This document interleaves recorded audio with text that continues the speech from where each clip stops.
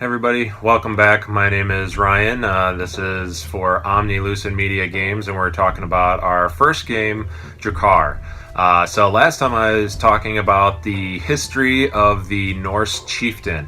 Today I'm going to be talking about the Chieftain in our game, kind of how that piece works, what it looks like. So the first thing to know is in Drakkar, the main goal of the game is to defeat the opponent's chieftain. In a sense of thinking about it in terms of chess, your chieftain is kind of like your king.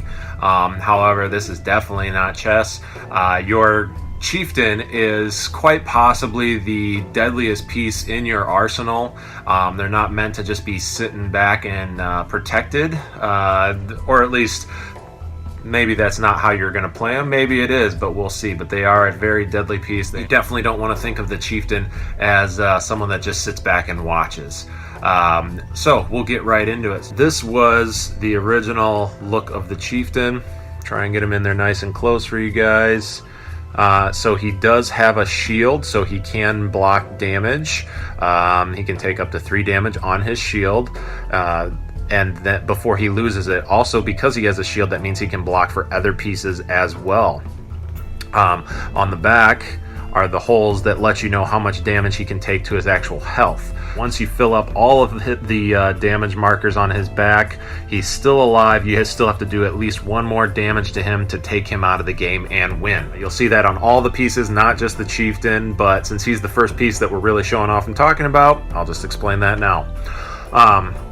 So one thing that you will notice, and as I've talked about, I want to keep our game Drakkar as historically accurate as possible. So originally, I did design the chieftain piece with the horns on his helmet. It's a very common misconception about Vikings that they had horns on their helmets. They did not wear horns on their helmets.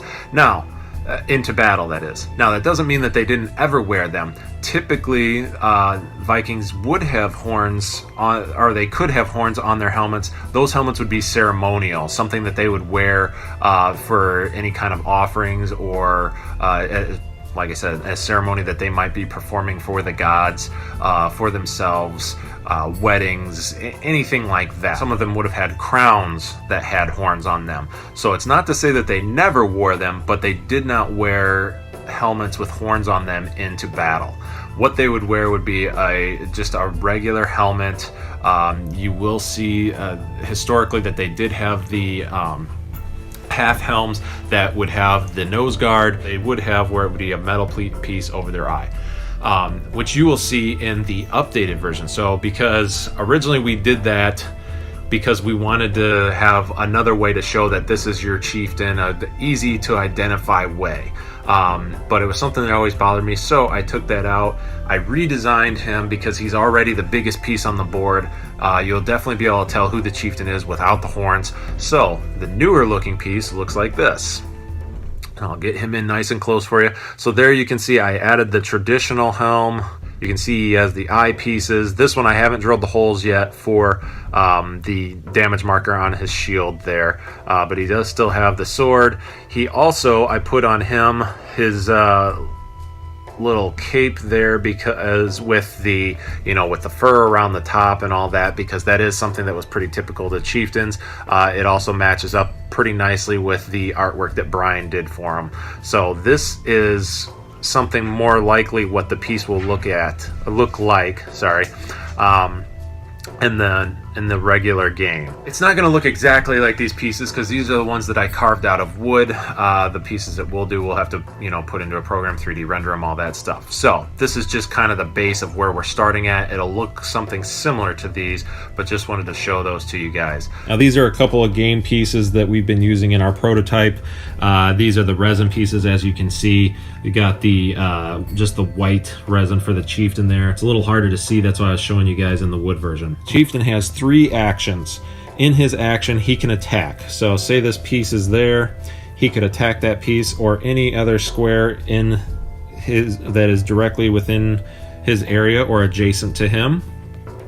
So he would be able to attack this piece. He also can move 2 spaces, so 1, 2, or whichever way he wants to go. 1, 2, any of those things that he wants to do for one of his actions. His unique ability that the Chieftain can do, he has a shield bash.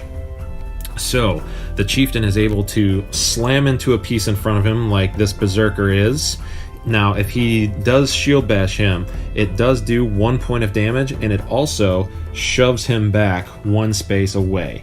Now, why that's important is because that might push that person away, so when it's their turn, they have to waste an action to at least get back up to you before they can start attacking. If he shield bashes this Berserker, now that there's a piece behind him, he takes 2 damage because he's going to get hit by the shield, hit the guy in the back, so that also does 2 damage to him, but on top of it, it also does 1 damage to the piece behind him as well, because this person just got slammed into him.